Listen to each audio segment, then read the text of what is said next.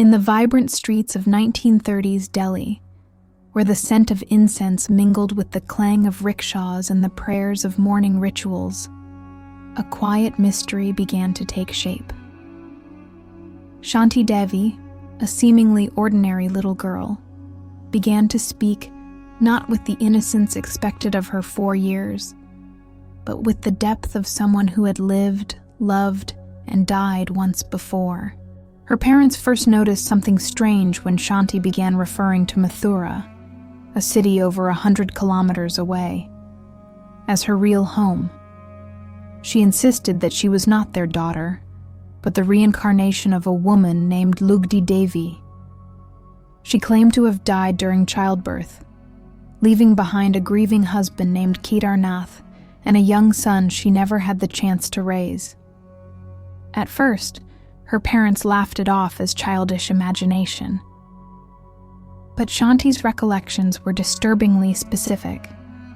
She described her former house in Mathura in detail: the yellow walls, the marble steps, the scent of sandalwood incense that filled the prayer room.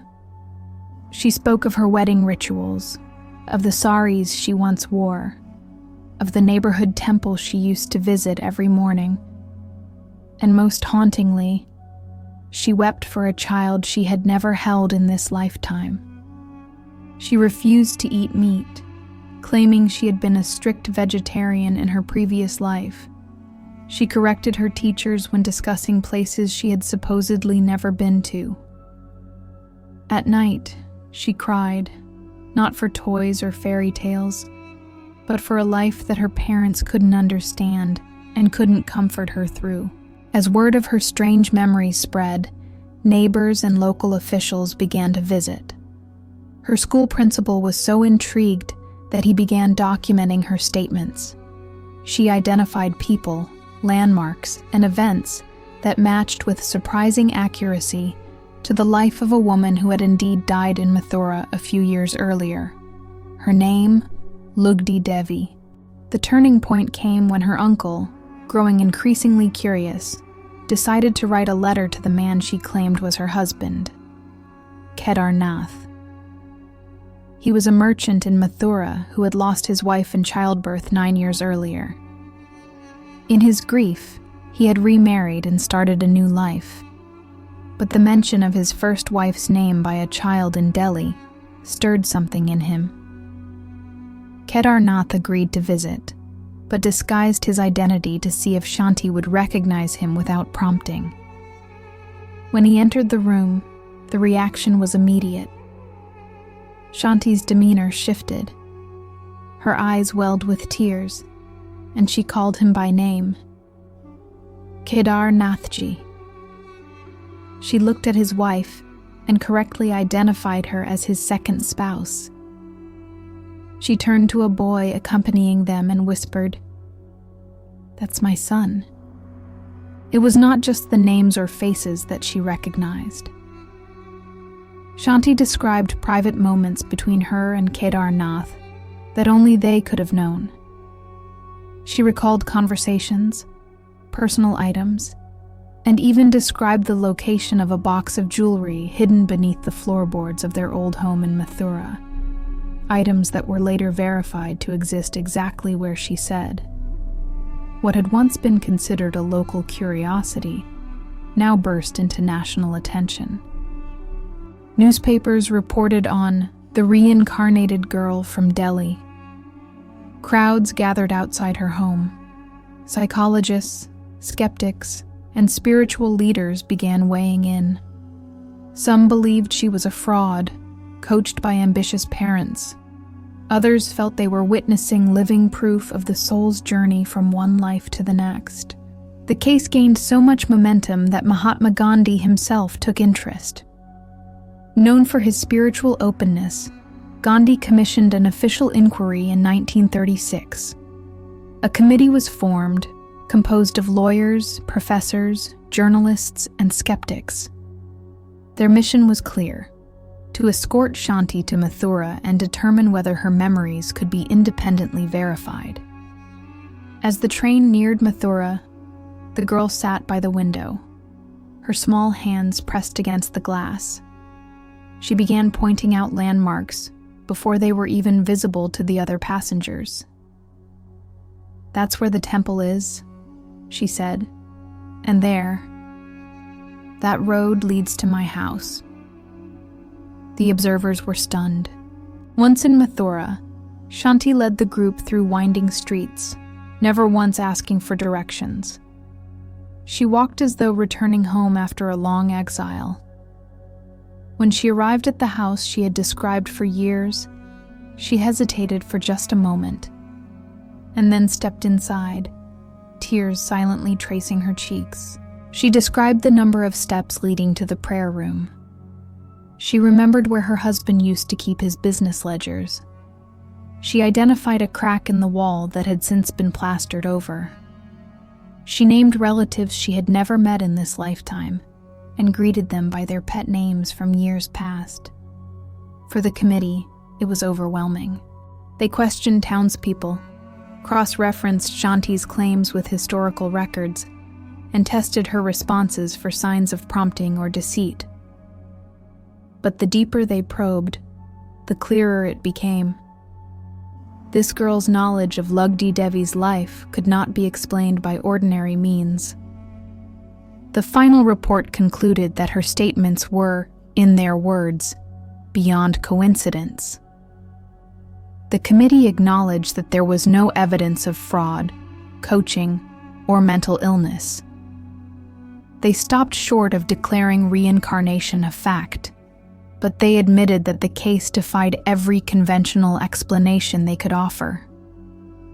For Shanti Devi, however, this was never about proof or validation. It was about longing, about grief, about remembering a life she had not chosen to forget. After the investigation concluded, the public fascination with Shanti Devi only intensified. Her story had become more than a tale of a girl with mysterious memories. It was now a cultural phenomenon. In a deeply spiritual country like India, where beliefs in karma, dharma, and reincarnation formed the pillars of many religious traditions, Shanti's account resonated on a profound level. Temples spoke her name in hushed reverence. Scholars debated her case in classrooms and seminar halls. Pilgrims traveled to Delhi and Mathura, hoping to catch a glimpse of the girl who claimed to have returned from death itself.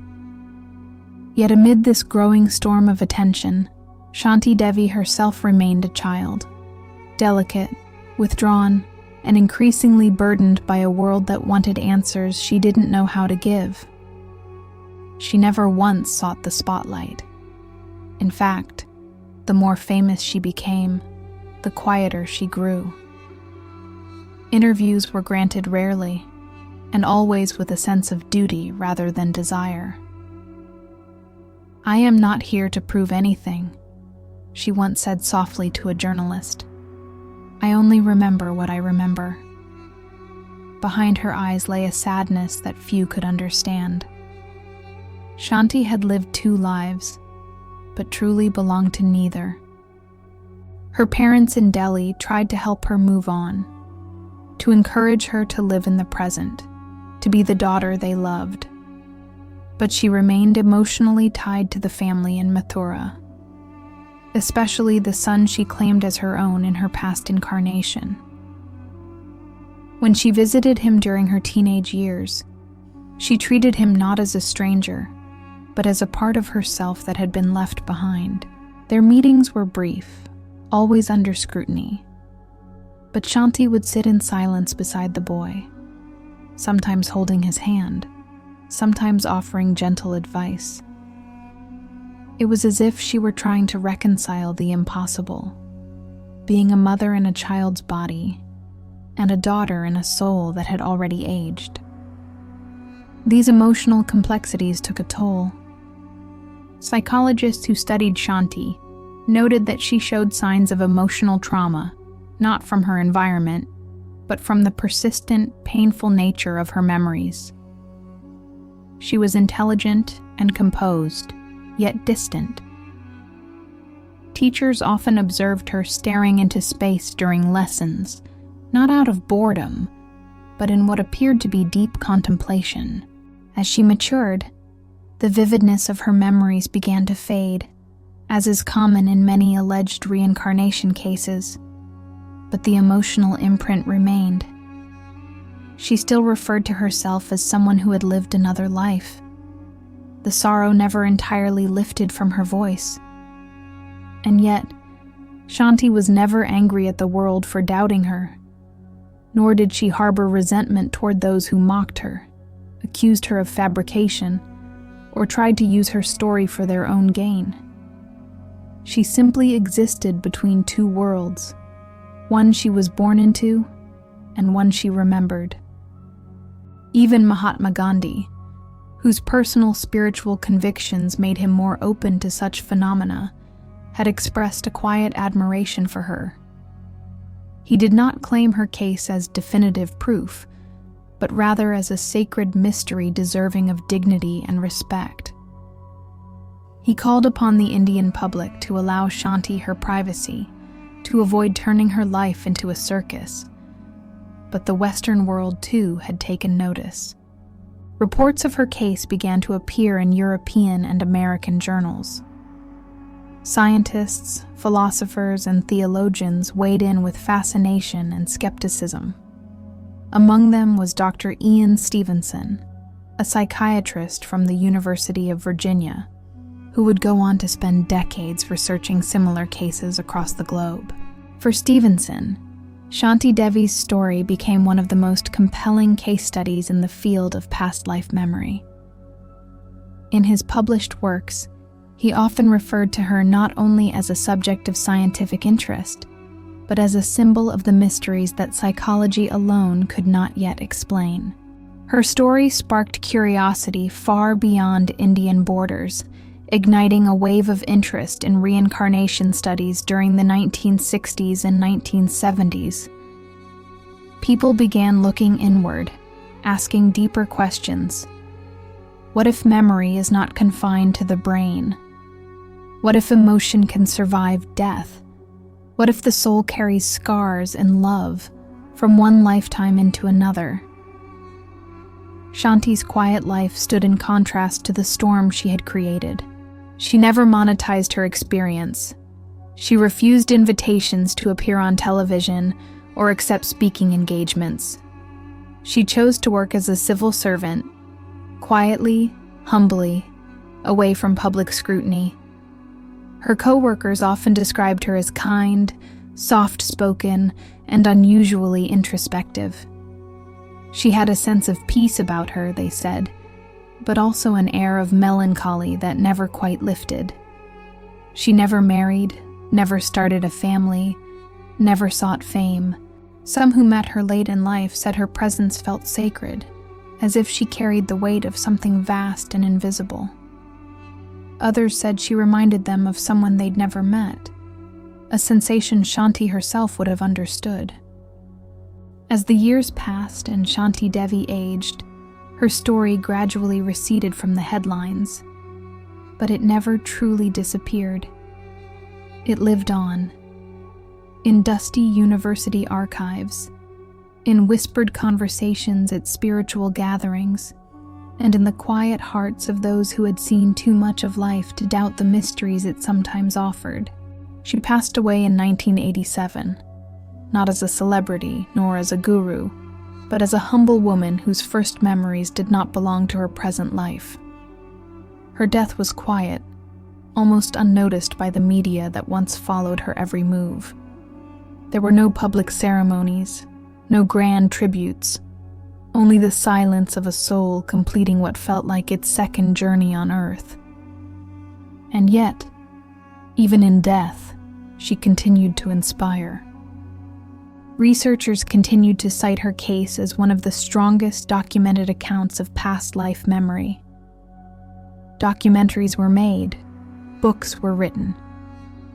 In a world increasingly hungry for spiritual meaning, Shanti Devi became an unlikely icon, not because she preached, but because she remembered. Her story crossed cultural, religious, and linguistic boundaries. It was told in schools, temples, psychology conferences, and dinner tables around the world. In India, she became a symbol of the soul's resilience. In the West, she became a challenge to materialist views of consciousness. Perhaps the most remarkable aspect of Shanti's case was not just the volume of verifiable details she provided, but the emotional truth with which she carried them. Her memories were not academic footnotes. They were lived experience. She grieved for a child that wasn't hers anymore. She loved a man who had moved on. And she bore the weight of that past with grace, never asking the world to believe, only to listen. In a way, Shanti Devi's story is not just about reincarnation. It is about identity, about what makes us who we are. Are we simply the sum of our present-day experiences? Or is there something deeper, something timeless, woven into the fabric of our being? She once said, when asked if she still believed in her past life, "Belief has nothing to do with it. I lived it, I felt it, and I loved." To this day, no scientific explanation has ever fully accounted for the depth and precision of her memories. Skeptics continue to speculate about unconscious suggestions, cryptomnesia, or elaborate coaching. But none of these theories account for the intimate, specific knowledge she held from such an early age. Perhaps that's why Shanti's case endures, because it does not fit neatly into any box. It challenges both faith and science. It demands openness without fanaticism. And it reminds us that life, in all its complexity, may extend far beyond the borders of birth and death. In the final analysis, what Shanti Devi gave the world was not proof, but possibility. The possibility that consciousness is not confined to one lifetime. The possibility that love transcends time. The possibility that even in our quietest moments, echoes of who we were and who we will be are still whispering within us. She never claimed to be special. She never called herself a prophet. She was simply a girl who remembered. And in doing so, she left behind not a doctrine, but a doorway. One that invites us all to look beyond the veil of now and wonder, what if the soul never forgets? What if we, too, are carrying fragments of another life, buried just beneath the surface, waiting for the right moment, the right name, or the right face to awaken?